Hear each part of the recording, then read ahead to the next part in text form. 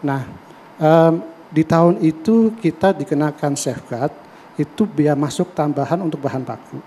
Artinya setiap meter bahan baku yang kita impor itu dikenakan tambahan 5.000, 10.000, 15.000 dan sebagainya.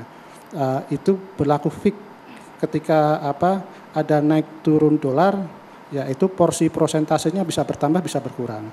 Kemudian ketika harga bahan baku menurun, prosentase cost-nya juga bisa naik bisa berkurang.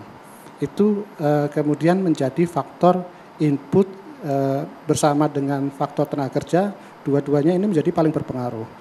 Ketika kita bicara faktor tenaga kerja itu bisa sampai, terutama di Purwakarta ya, bisa sampai 27%. Ketika kita bicara bahan baku itu pengaruhnya bisa 50%. Nah, dari dua faktor itu kemudian kita hitung dengan outputnya.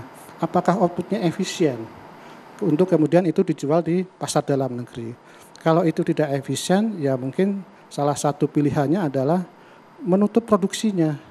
Dia cari opsi lain, dia misalnya beli dari tempat lain atau dia impor produk jadi. Karena dengan pertimbangan mungkin sulit jadi industri di Indonesia gitu ya.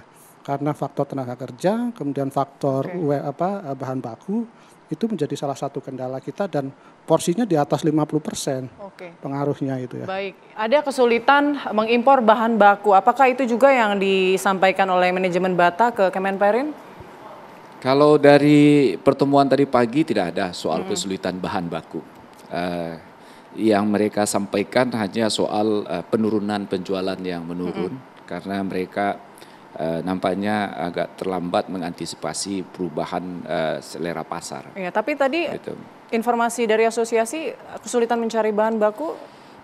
Gini, secara makro industri alas kaki kita ini sedang bagus-bagusnya saat ini. Kami punya ukuran namanya indeks kepercayaan industri.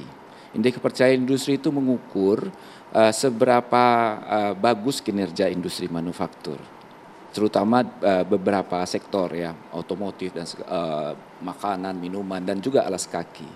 Selama 9 bulan industri alas kaki ini 9 bulan dari sekarang itu selalu ekspansif, pesanannya naik. Produksinya juga bagus, stoknya juga bagus, begitu. Tiap bulan kami pantau.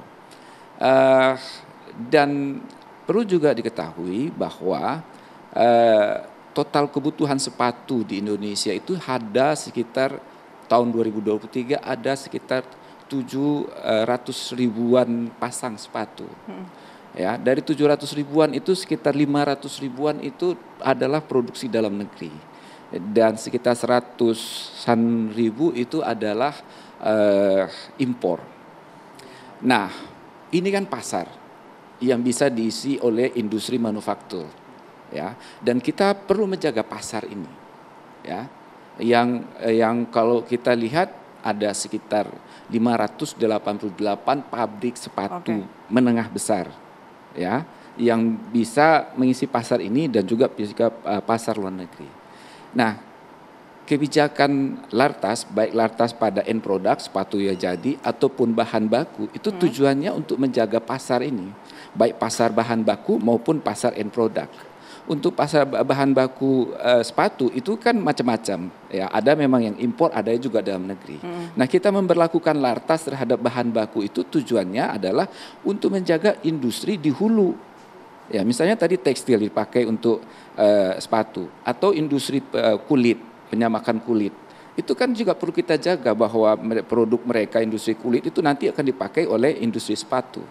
Nah, makanya kita berlakukan Lartas supaya kalau nanti jangan sampai juga banyak kulit impor bahan baku itu dalam bentuk kulit misalnya itu membanjiri pasar bahan baku dalam negeri sehingga industri di hulunya ini itu industri penyamakan kulit itu juga suffer begitu.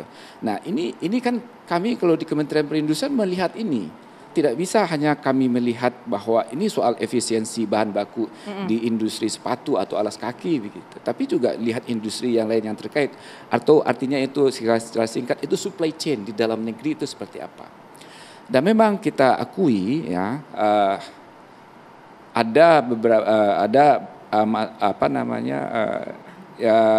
masalah ya di dalam pasar kita, misalnya ada kemarin kita lihat ada sepatu bekas ya impor Dan itu menurut kami itu juga sebuah masalah ya, yang perlu diatasi begitu. Nah, produk-produk impor yang masuk, sepatu-sepatu impor atau alas kaki yang masuk ke Indonesia ini perlu, yang masuk pasar Indonesia ini perlu diatur supaya ada demand pesanan terus terhadap industri alas kaki. Oke. Semakin banyaknya jumlah sepatu bekas impor yang masuk ke Indonesia, kemudian apakah itu menjadi salah satu penyebab mungkin pabrik-pabrik sepatu kemudian terancam tutup? Nanti kita akan bahas ya usai jeda berikut. Indonesia Business Forum akan kembali sesaat lagi.